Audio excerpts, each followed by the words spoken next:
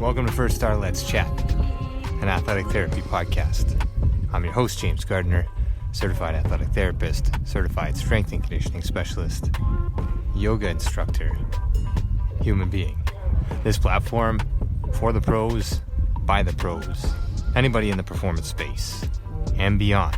Welcome here to share in the stories of professionals, experiences, journeys, learning along the way.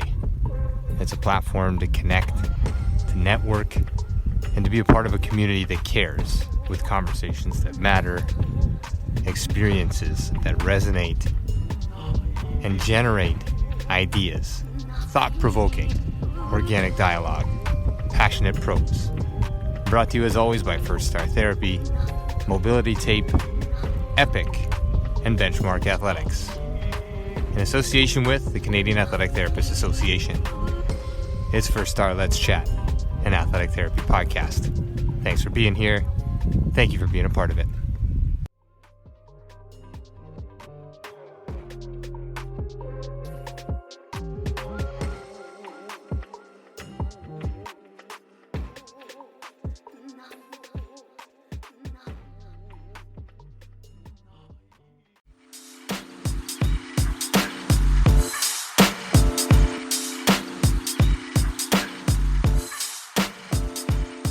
Welcome to First Star Let's Chat, an athletic therapy roundtable brought to you by First Star Therapy. I'm your host, James Gardner, and this is a platform for the pros, by the pros. Passionate pros, organic dialogue. Let's chat. Thanks for listening. Let's roll.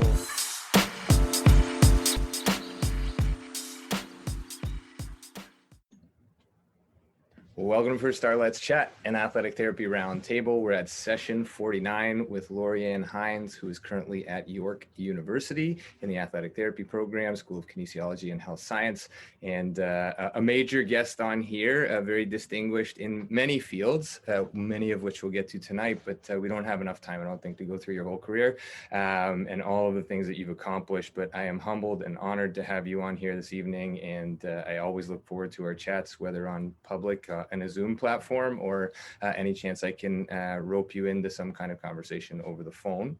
Again, the session 49 First Star Let's Chat, brought to you by First Star Therapy and sponsored as always by our primary sponsor, Mobility Tape, the only heat activated kinesiology tape on the market. Check them out at Mobility Tape on Instagram, and you can email me with any questions you have, any of the ambassadors with any questions you have for that product. I urge and encourage you to check that out. If you're using kinesiology tape, check it out with the heat activated component. All right, Dr. Loriann Hynes, you are here. We are here. We're ready to roll. I'll go through your bio. You can say hello, and then we'll jump in and get into this thing right away. So on June 1st of 2018, Loriann Hynes was named winner of the Distinguished Athletic Therapy Educator Award presented by the Canadian Athletic Therapists Association at its national conference. She's a kinesiology and health science professor and athletic therapy certificate program director at York University. This award, and I think this sort of summarizes everything we all need to know about you, and then we'll get into some of the nitty gritties. But this award is presented to a CATA member in recognition of truly distinguished contributions to athletic therapy. Nominees for this category should be exemplary educators in the athletic therapy realm. Involved not only in traditional forums and teaching settings, the candidate should have demonstrated leadership in community, in national and international education, involvement in original research, publication, and or innovative teaching delivery or curriculum development. It's like this award was actually written for you, and you just kind of, I don't know. I feel like that is everything. It is, again, like I am extremely grateful for any time that I can have of yours and everybody who's on here this evening. Thank you for being here. Loriann, thank you so much for being here. I'll let you say hello, and then we'll jump into all of the plaques behind you, all of the things that you've done, and sort of where your passion has taken you and where you're at currently. Well, thank you, James, for having me. I'm honored to be here and happy to see some familiar faces. And I look forward to just sort of chatting and seeing where this goes. Yeah, that's what it's all about. So we're opening dialogue with some of the people in the performance space. You obviously have housed roles at Sheridan College and now at York University, specific to the AT programs in both areas. We won't get into which one's better. We won't get into who's where and why you chose to do the things that you did, but we will get into certainly, like, let's start with where athletic therapy became an idea for you, and then how that evolved kind of through your schooling and your education. And then I would love to get into some of the abstracts and some of the current research that you're doing, because I think we haven't really gone down that realm in too many of the sessions on here. And I think that is a huge part of what we can do as athletic therapists. So where did it all begin? Wow, that's a loaded question. Like many things that I've done, it's taken a very twisted path, in that it wasn't the exact thing I was going into. So I'm one of the last of the graduating classes of physical education from McMaster University. When I graduated, it then became kinesiology.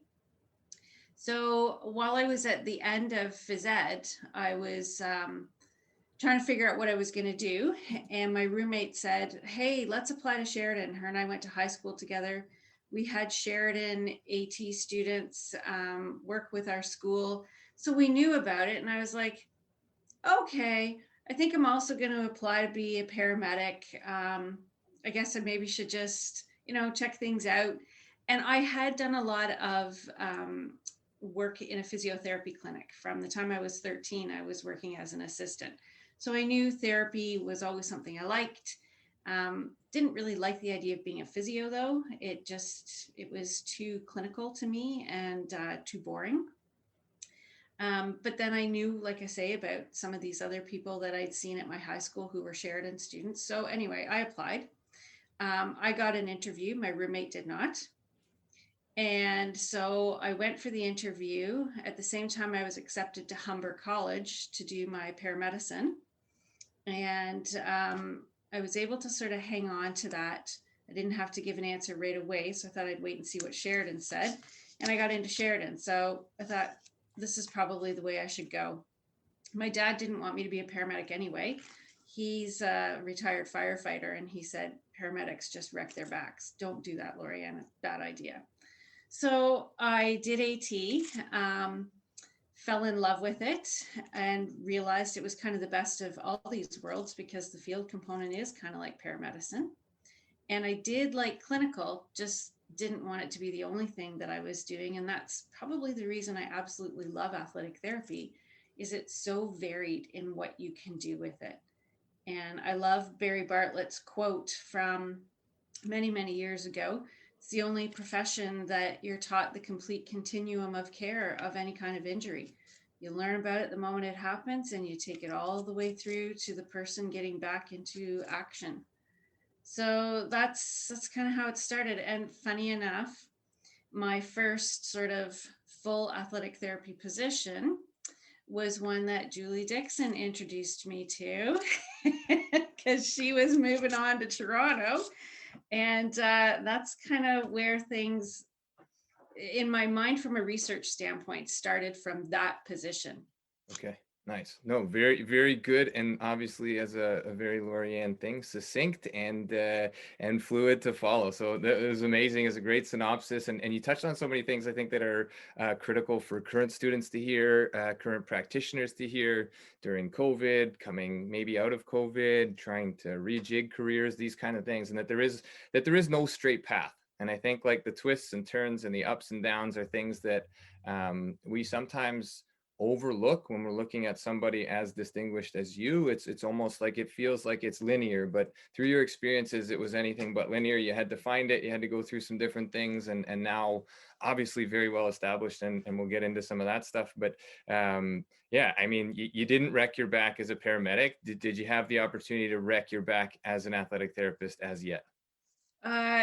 No, however, I do think there's a lot to be said about the mechanics of taping and making sure that you have a good table to put your athlete on to protect yourself. Yeah, you would say that. Obviously, some research in sort of whiplash and the biomechanics and all these kinds of things. So looking at looking at some of the setups and things like that as we are taping and doing these other things. But you brought up another point that I love and that we've touched on with this platform and continue to touch on every week, regardless of if we're talking to somebody who's in more of a strength realm or a PT realm or a chiro realm.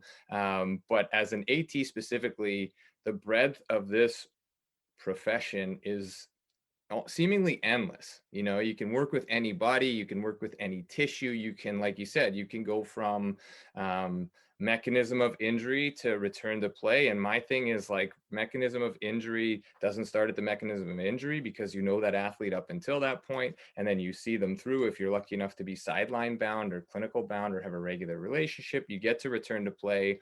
And, you know, for part of my career, I always found like, oh, that's it. Okay, we're good. Now they're back to play and we don't really have to think, but we get to continue with those athletes through as they, you know, and then you know their history and you know a little bit more about them. And you touched on all of these things already. So we can just hit stop and I think we're good for the night. That was, but no, I mean, looking through and how you found AT, and then you made your way through AT and into Sheridan, right? You had a good amount of time at Sheridan. How does your role in now, like the education realm, York, Sheridan, regardless, how does that continue to sort of fuel your fire? And are there things that you consciously do to fuel the fire of students? Wow, that's kind of a loaded question too. 100%. They're all going to be loaded, just so you know. Okay. Yeah. All right. When I was finishing at Mac, I actually started teaching first aid and CPR, and I had been doing some summer camp teaching. So I kind of think teaching's always been something I've enjoyed. And so when I finished at when I graduated from Sheridan and started working clinically, Sheridan, I had a really great relationship with all of my professors there. And they said, why don't you come back and stay involved and do some supervision and testing? And so that was happening and it was really fun. And so the more I started teaching at Sheridan and the more I started bringing my experiences into my teaching, I realized it was an amazing fit for me. And the more that Sheridan offered me, the more I took. And then I realized I really wanted to just teach athletic therapy. So I left my clinical position and worked actually part-time for a very long time at Sheridan, but just kept taking on other things until it became a full-time position. But through that, I also ended up going back to school. So kind of the part-time at Sheridan allowed me to go back and educate myself. Doesn't matter where I've taught, I like to teach, but the thing I love to teach is athletic therapy.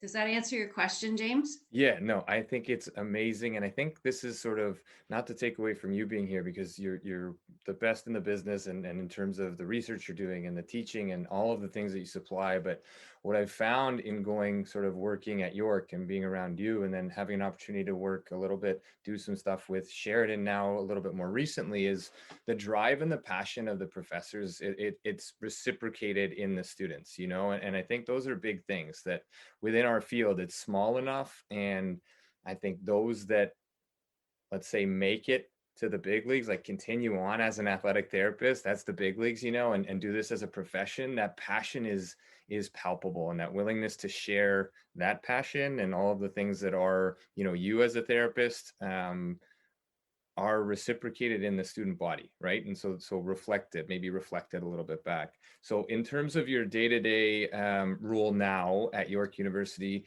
sans COVID or avec COVID, we're teaching French with the little ones, so let's do that, either with or without COVID. Where does that lie with you right now? Like, what's the daily interaction with students for you? And are there anything, I don't want to overload this question, but like, are there takeaways for you on a daily or weekly or monthly basis that you look, you're like, I'm doing, like, this is amazing that I get to interact with these students? Because that's a big thing for students to understand as well, that they're they're the reason that we're in education roles, right? So I Absolutely. think that's a key to highlight. But I don't know where I went with that question, but you take it wherever you want to go. Um, well, like I said, I've done a lot of teaching in some way, and what I've also learned about myself is that I gain energy from being around other people. And so maybe that's why I've been drawn to teaching in some way throughout my entire pathway of life.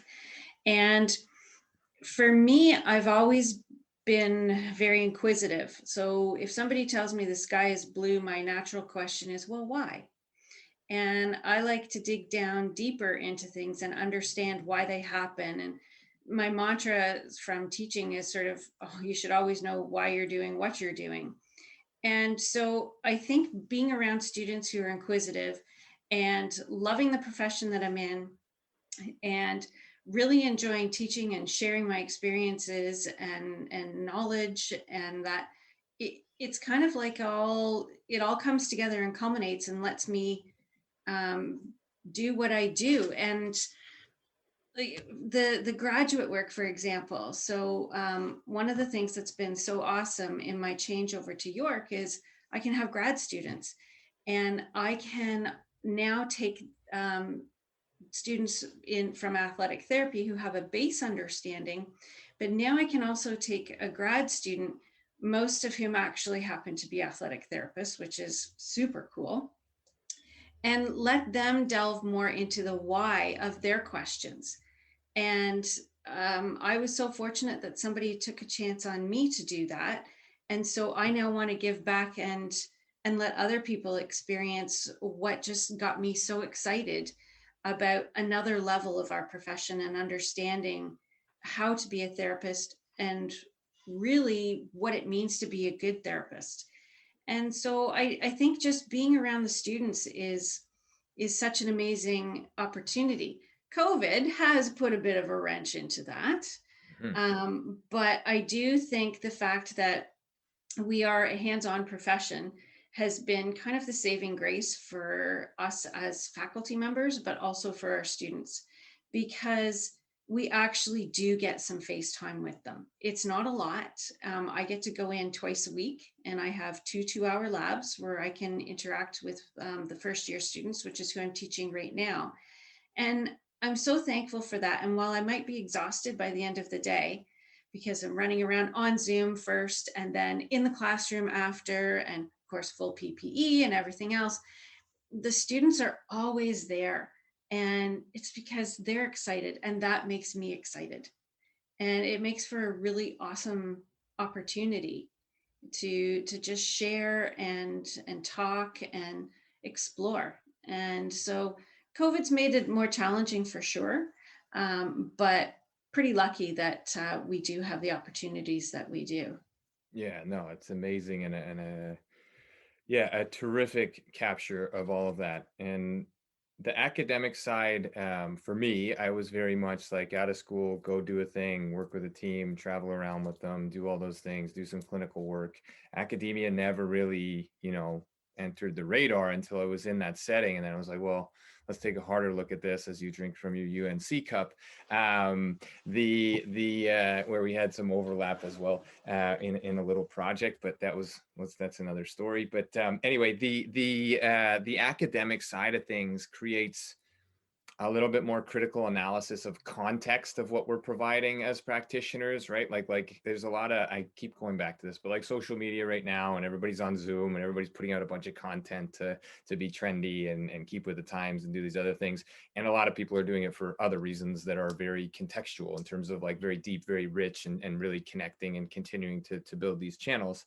But for me, it was a different angle, and it was like understanding the literature, right? And understanding if I pick this article up and I'm trying to support why I'm using this magic wand with a little bit of gel on it and driving some sound wave into some tissue, like I can pick something up and sort of critically evaluate that article and have an understanding, is what I'm doing effective, effective all the time, effective sometimes, why, these other things. And so that appreciation of literature, I think, is massive. And I think everybody comes to it a little bit of a different time. Some people come to it much earlier. I'm an old guy and came to it very late, but now take that on as sort of, a pride point for myself. And I think in the profession, you are obviously a leader there.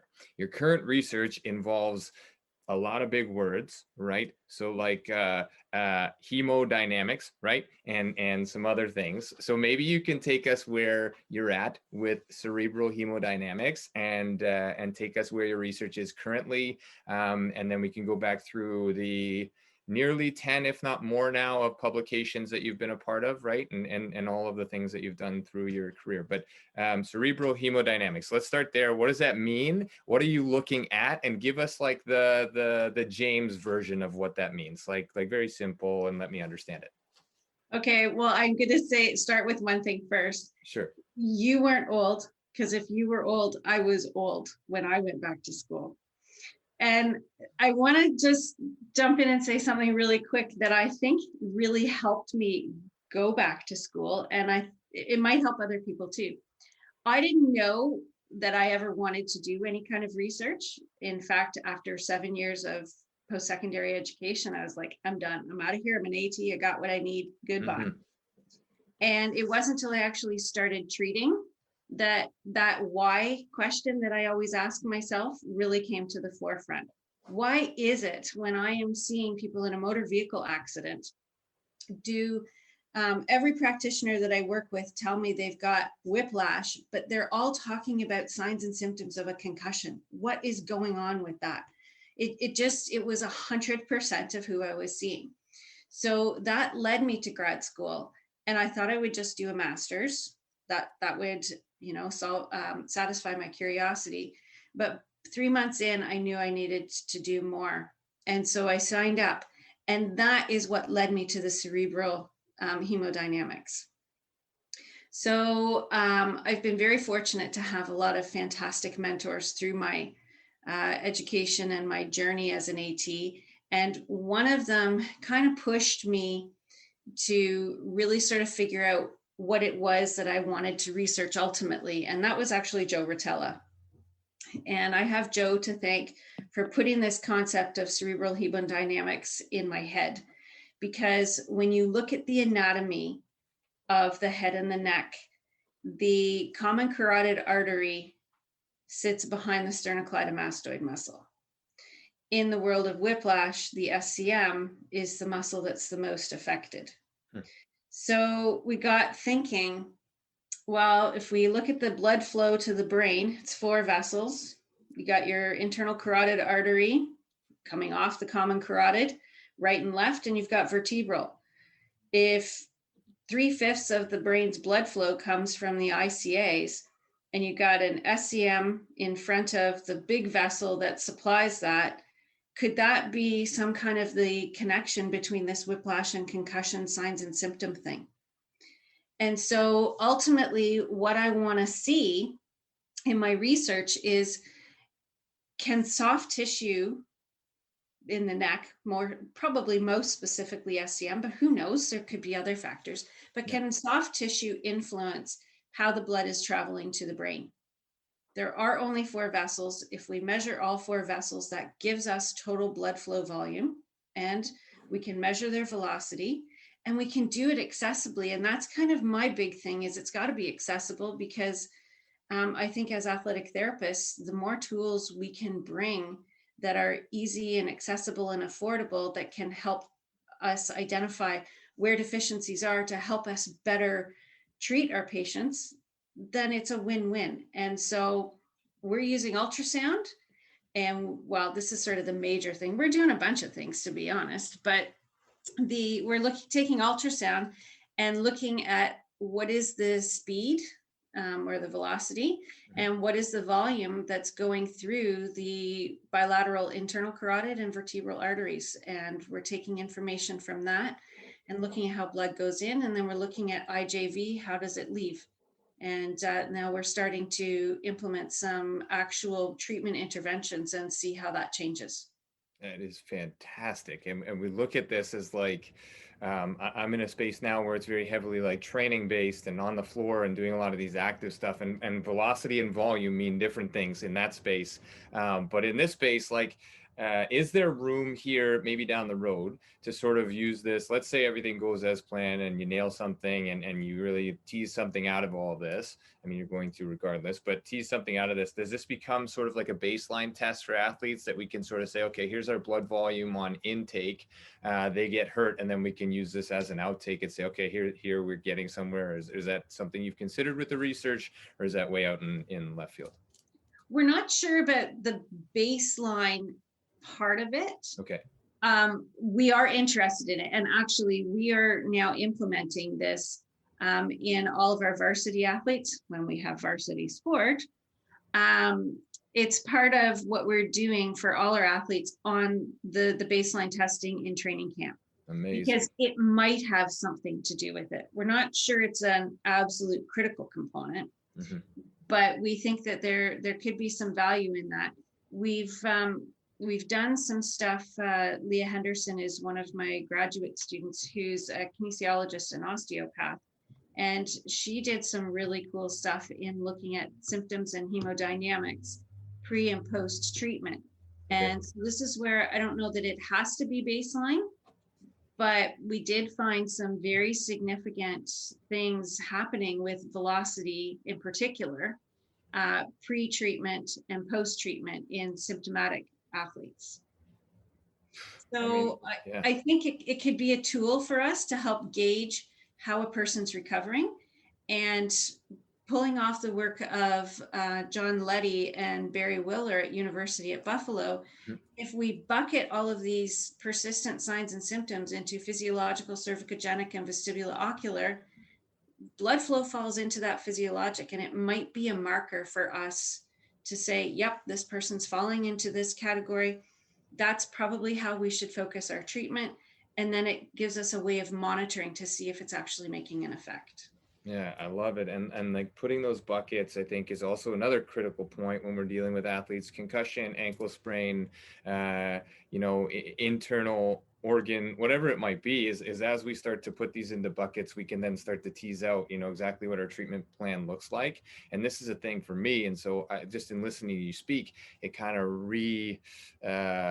refines sort of the assessment process in my head. Is like, the assessment is not to get the answer, the assessment is to get the question. And so as you start to filter through some of those some of those buckets, you're establishing what your rehab plan is already going to be via the assessment that you do. And I think this is amazing. Like, this is way beyond my scope, but or my understanding at this point in my accessibility. But I love the idea of making this accessible, making this affordable for athletic therapists and practitioners potentially down the line, and all these other things. And the point that you started with, I think, is like, I don't know what I don't know. Right. And then you identify what you don't know, and you start to find the why of all of it. And I think that is absolutely critical. That's a big part of like where I see gaps through my, evolution as a therapist and moving through things, is really trying to find that why for this. So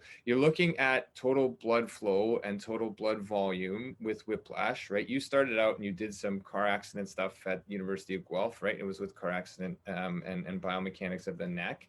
So this has been a process that's like, you didn't just wake up one day and say, I'm going to study this stuff. Like, this has been a passion of yours. You've been driven to study this stuff and find some things out. In the concussion space, there are so many, sometimes I feel like darts being thrown to try and hit the target, but there's so many moving pieces of it as well. And the moving pieces, pun intended, are the components of the neck and the soft tissue and the musculature, especially in the sports space, right? And obviously in cars. And so that's the part that is hard to put your finger on and pin down. But here now we're starting to look at some things. So when this started for you initially, it was biomechanics and car crash victims, right? Like car accidents, kind of. Go ahead. Well, my master's was actually hockey players. Hockey players. Okay, right. So start there just so we can backtrack a little bit, because now you're in varsity and we're looking at some really cool stuff. But it started with hockey players and biomechanics of the neck. So go there. So when I was looking to do grad school, I interviewed with a lot of people, and most of them thought my idea was a little too way out there for them. They weren't really comfortable with it because I was saying, I think there's this connection between concussions and whiplash, and I'm seeing it in motor vehicle or accident victims, but I think it might happen in sports too. And everybody was like, yeah, okay, whatever. But I got really, really lucky in finding Jim Dickey, who's now at the University of Western Ontario. And he thought my idea, while he was a lumbar spine biomechanist, he thought my concept was kind of cool. And I said to him, and the C-spine and L-spine are complementary curves. So you know all about the L-spine. Let's take those concepts and throw them up to the C-spine and add the head and everything else. And he took a chance on me and let me explore some amazing things. And so we did a study looking at hockey teams across Ontario. We recruited athletic therapists to help us in the data gathering. And what we found was, regardless of whether they were diagnosed with a concussion or a concussion or a whiplash injury, they had signs and symptoms that fell into both. And in speaking with the athletic therapists, they felt in all cases that they really did have both injuries. Mm-hmm. So that is where I said to Jim, I can't stop here. And he said, well, this is going to be tough to actually evaluate in sports specifically because there's so many different things that go on in sports. What if we take this and apply it to car accidents where this all started? And that's my PhD, focused on simulating a whiplash in a car. We used a parallel robotic system and could actually make the profile and adjust it. We could change velocities going up, down, forward, side to side. And we were able to start now looking at what does the head do relative to the trunk. And that's all in the neck. That is that connection, which goes to your point. It's all these moving parts. It really is the neck that is the thing we've got to be looking at, because that's what keeps your head on your body. Yeah, no, amazing. And just the evolution of this sort of backwards evolution and looking at where you're at now and where this started and where it's now going back forward again to where it's at again. That rule out piece in athletic therapy is massive, right? It's joint above and joint below, and make sure you rule this out and rule this in. And when we're talking about concussion, I think still to this day, this gets left out fairly regularly, omitted, not done thoroughly. And there's a lot of practitioners that I'll refer to with concussive cases or some of these things that are maybe lingering a little bit longer, and I don't feel like I can potentially handle these things. And some of the better practitioners that I've worked with will always go straight for the neck, put them off the table, let their head hang, and check muscular strength of the neck first and foremost. And I think that's a really cool way to look at it. It's non-invasive. It's still controlled so long as it's obviously indicated for the athlete. But some of that stuff goes a long, long way. And obviously, coming back around to all of your things, I know that there's an answer in here, and there's parts that are going to be teased out of your work that are going to be, again, highly influential as you are on a daily basis in what you do. So I want to take this opportunity to thank you for the role that you've had in all of athletic therapy, but on a personal note as well, this platform has become a lot of things for me, and one of them is to express my gratefulness and thank you for everything that you've done for me in my career, and sharing your knowledge and sharing your time and all of these things. So thank you very much for that. Thank you. I'm not going to let you jump off just this early, but we'll keep going here. Again, session 49 with Dr. Loriann Hynes, who is at York University, athletics therapist extraordinaire. So coming back around to your current research and then your space and then COVID, let's drop all of the things for right now. Have you been able to pick up anything new in COVID outside of cerebral hemodynamics? So anything personal you've done, picked up the guitar, started drumming, anything that it's allowed you to do that you wouldn't have done prior to this? I think maybe two things. I mean, I've always enjoyed golf, but I got to do it a lot more, and we were much more regular this year. And I think because golf was one of the things we were allowed to do, because you could physically distance. And I remember the very first golf game that we got to play this year. We were doing Zoom calls every Friday night with two other couples, and we called it the Friday Night Club because it was the thing we all looked forward to. Friday night, we knew we were going to be on Zoom, and we had discovered every craft brewery there was around here during these calls. But this time we could actually physically see each other. And it was so exciting.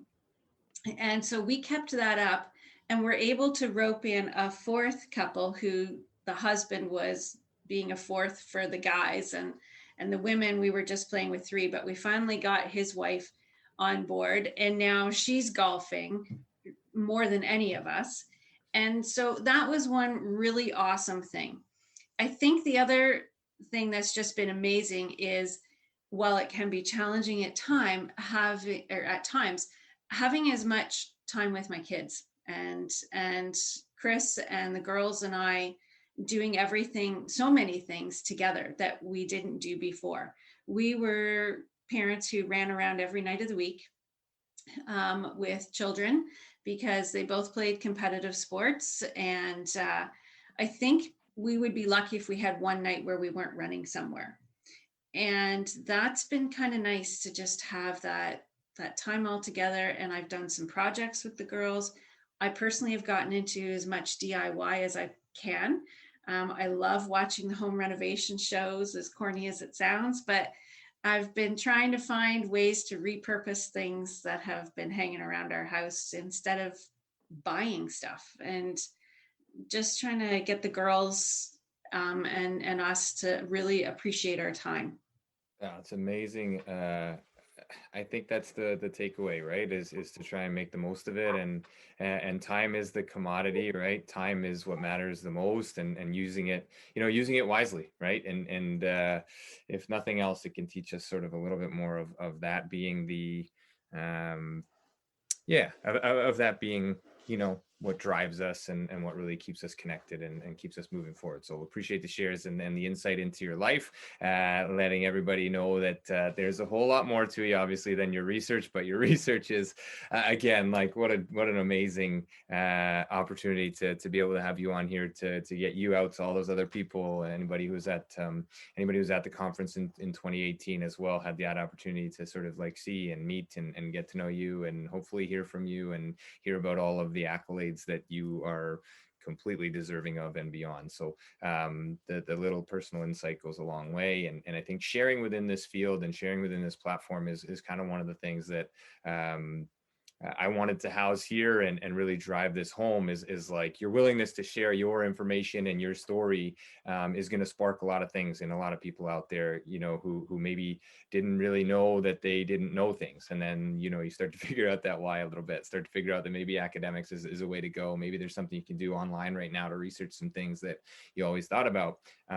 You and I went back and forth a lot through Alison McPherson, who's an epidemiologist at York University. And that's how sort of my academic kind of endeavor started. And it was very much the why, it's like, I'm going to start this master's, but then partway through figure out the why is like, well, we have a ton of these injuries every year, and our answer is not good enough. So like, how do we make that answer? Well, I mean, we can keep chasing our tails, or we can start to really look at those numbers and where they're coming from. And is this uniform across sports, or is this uniform across one sport, and these kinds of things. So that why is critical. So just coming back around to that. All right, let's jump ship a little bit and get into sort of some of the COVID strategies for you with teaching right now. It's online a lot. You said you take a ton of pride, obviously, and reflect a lot of the energy when you get the in-person opportunities. How tough has it been as an academic, as a professor, to be on the computer all the time? Like we talked at the beginning of this, as the paramedics being the role that your back was going to blow up. I feel like backs and necks right now, due to COVID and all of the things online. How are you holding up, and where have your struggles been, either technology or other? I hate being on the computer as much as I am. That's why I wanted to be an athletic therapist. I didn't want to just sit in an office and do things. And I feel kind of like that's what I've become. But like I said, thankfully, a couple times a week, I get to re-energize with the students and be in physical space and do things with them.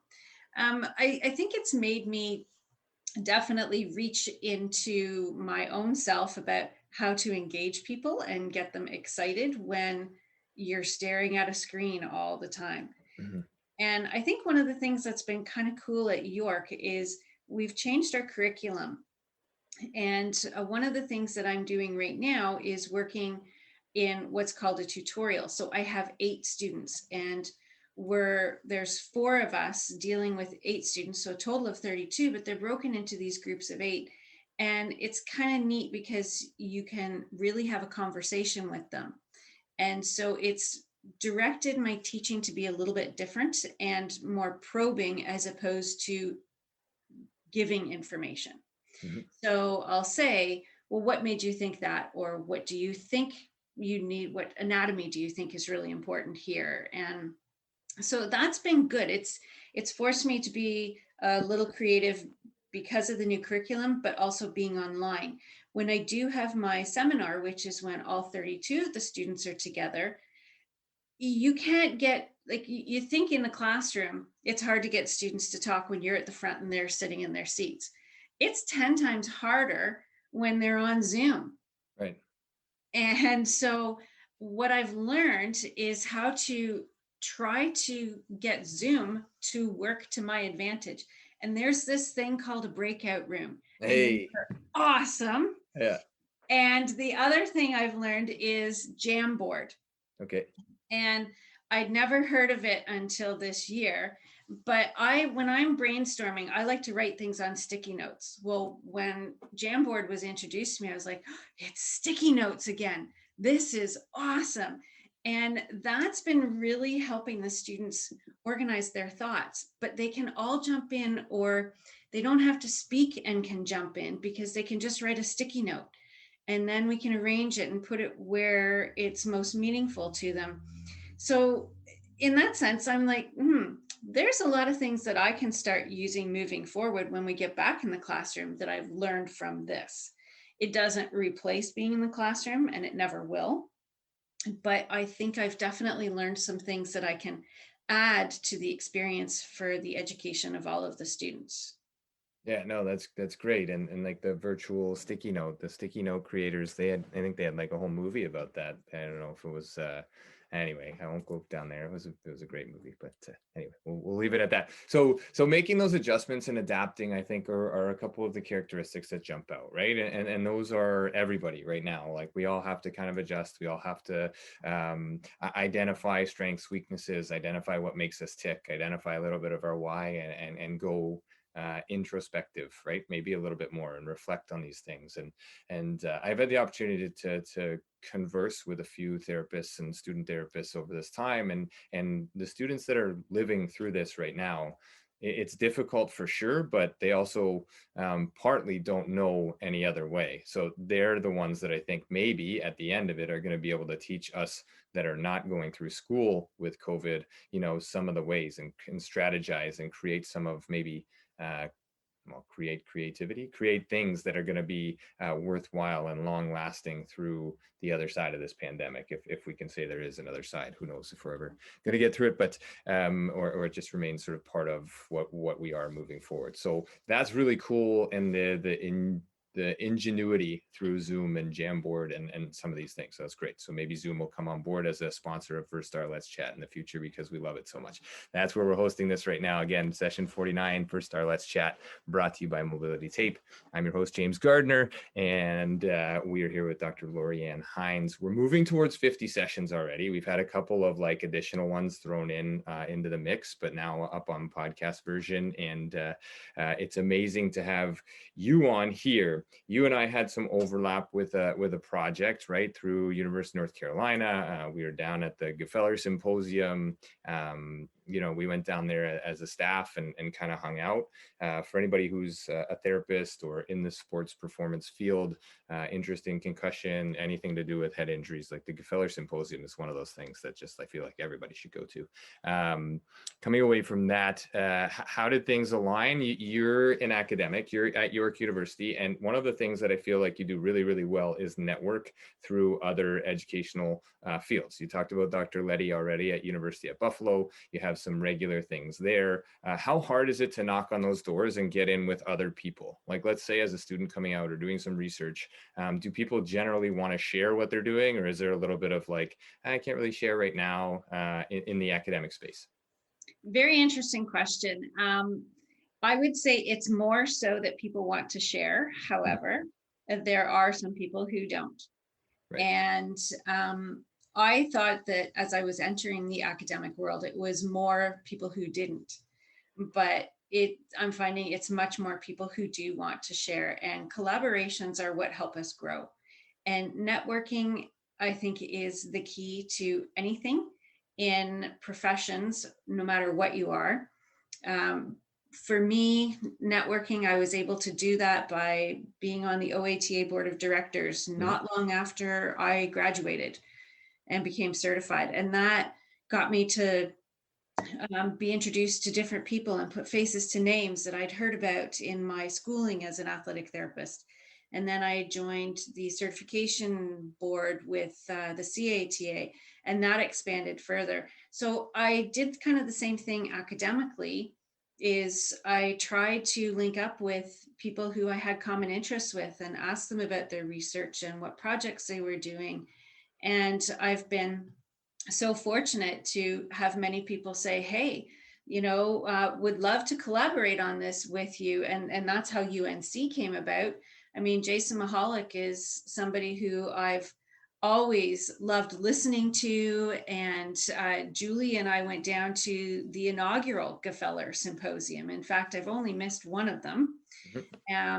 And so just keeping up with Jason and meeting his wife, Jonna, and starting to be introduced to Kevin Guskowicz and Mark McRae. And it was pretty amazing to see how far reaching our world is. And that's been awesome. And John was another one of those connections. And I'm really fortunate now I've connected with Mike Noseworthy out of McMaster University. And it's just asking questions and saying to people, hey, I'm really interested in what you have to say about this.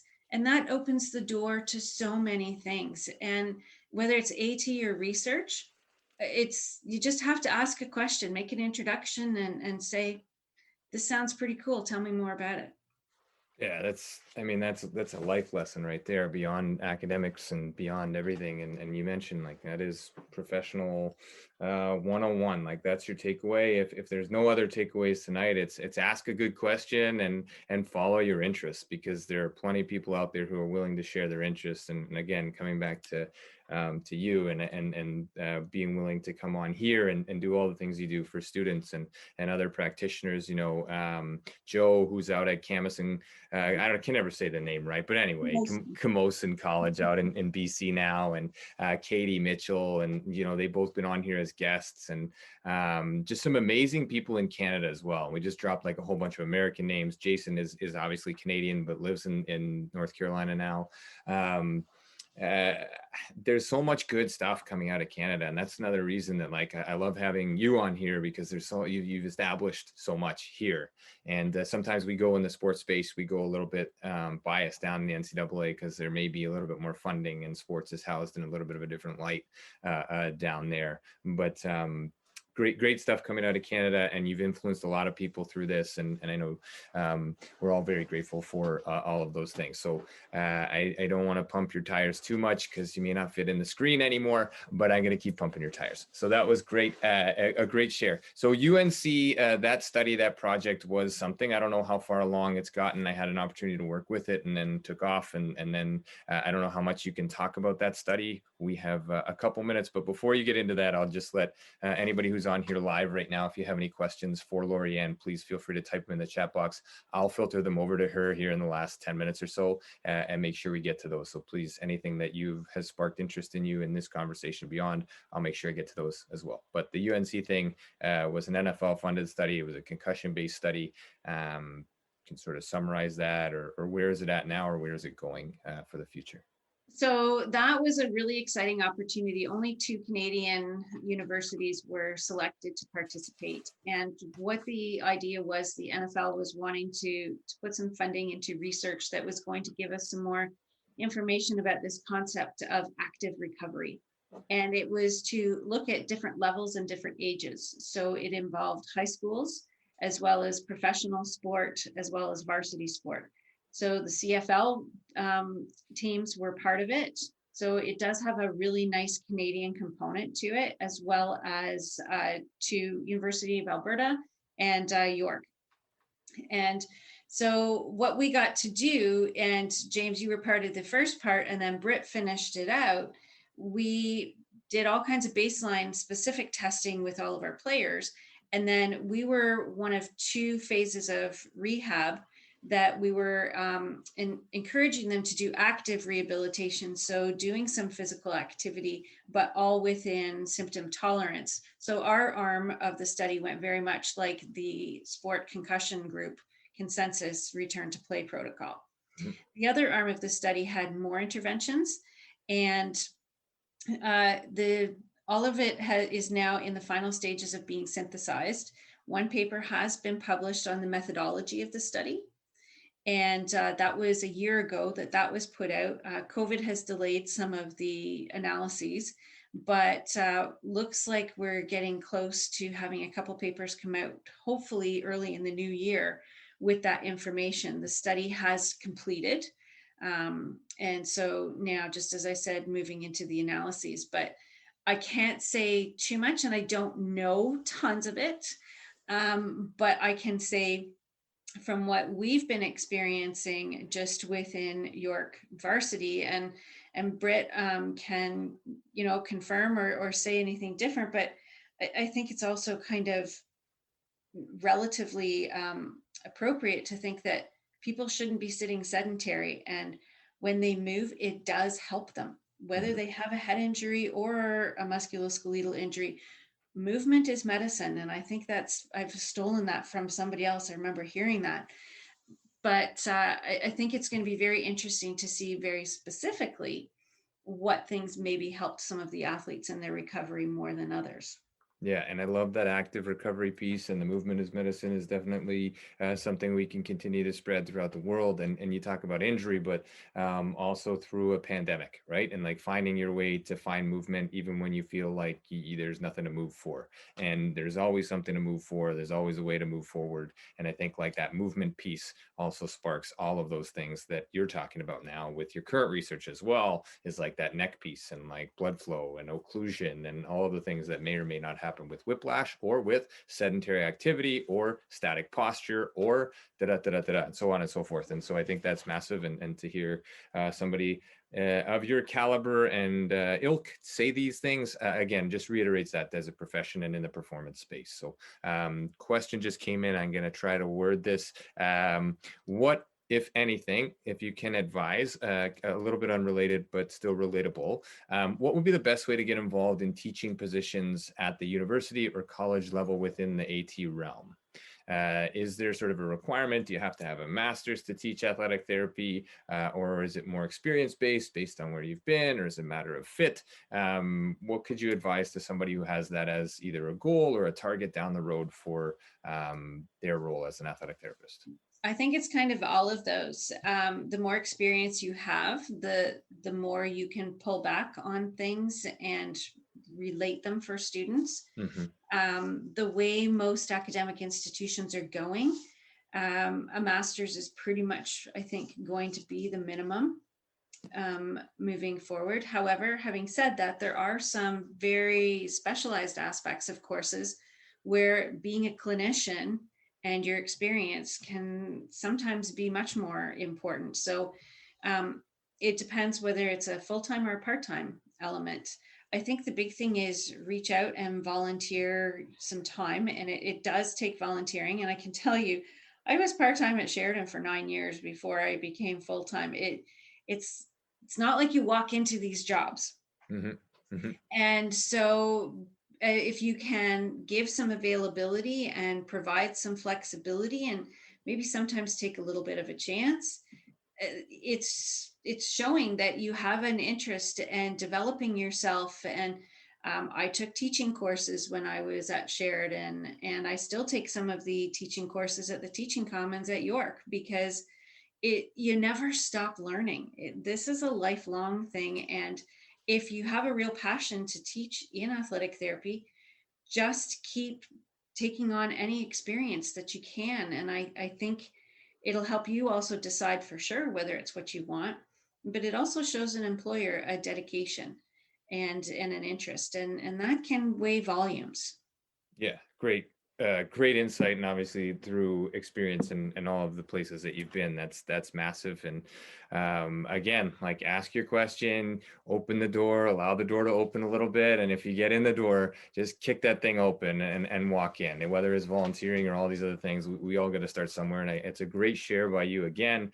That it took sort of 9 years, and you had to sort of work your way through that space and do some other things to get to where you're at and get to where you were, and then that took some more steps, and never necessarily a linear path, but here we are. And your sharing is amazing, because I think there's so many things. I'm a big, like, note taker. You say sticky notes and Jamboard, but I'm like paper and pen, and that's I also usually tell everybody in the world, for whoever cares, how many pages of notes I have every night. And I'm at that's 3.5 double-sided, so 3 double-sided and then another half, so it's like 6.5 pages of notes. So I appreciate it. I don't know where that's going to fit, but I'll try to operate that into some storage along the way. If not, we'll review it through the podcast, which will be published tomorrow morning. This is November 29th. This is session 49 of First Star Let's Chat. And Dr. Loriann Hynes, if there's one more question, please feel free to get it in the chat box right now. While we begin to wrap up, we're already at session 50 next week. We're into December next week. We have guests lined up into February through the podcast here on Sundays for those that can make it. Next week we have Joe Kenny, who is a retired and Hall of Famer as an athletic therapist, and actually one of my very first mentors. And it just so happens that on a milestone marker, we have a milestone kind of guy.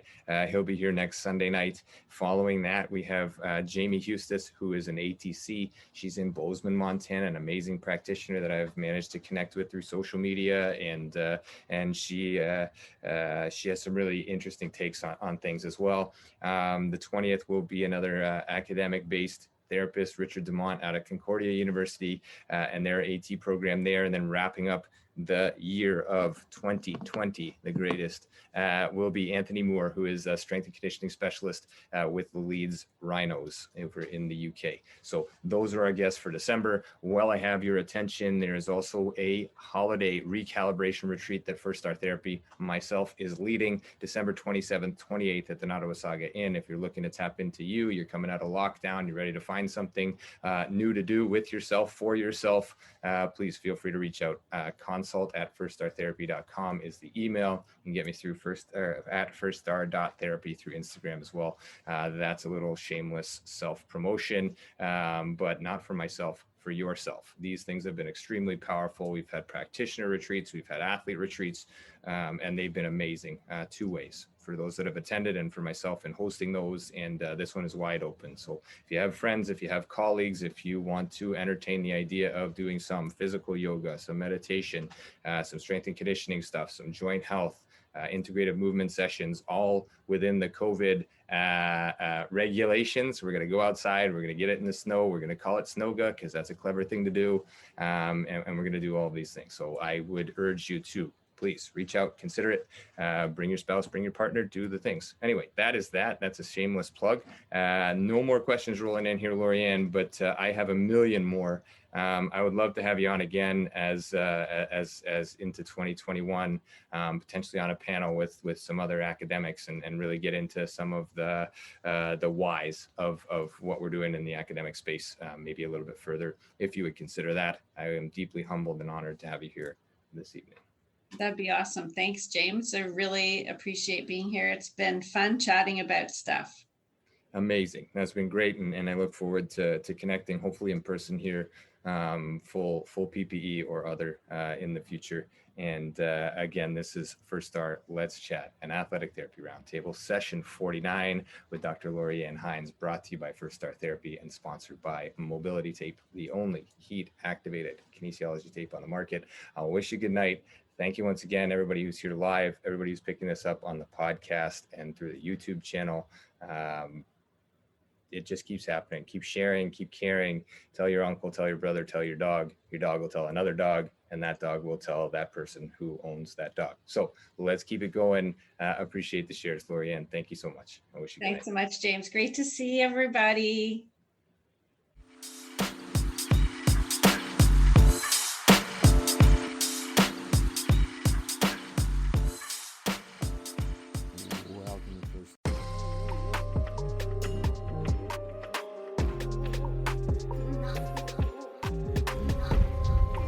Thanks again for being here. Thanks for listening. Thanks for being a part of this community. Check us out online, firststartherapy.com. That's FIRSTAR therapy.com. Or email us with feedback, consult@firststartherapy.com, CONSULT@firststartherapy.com, on Instagram @firststar.therapy, and our podcast host @letschat.at. This is First Star Let's Chat, an athletic therapy podcast.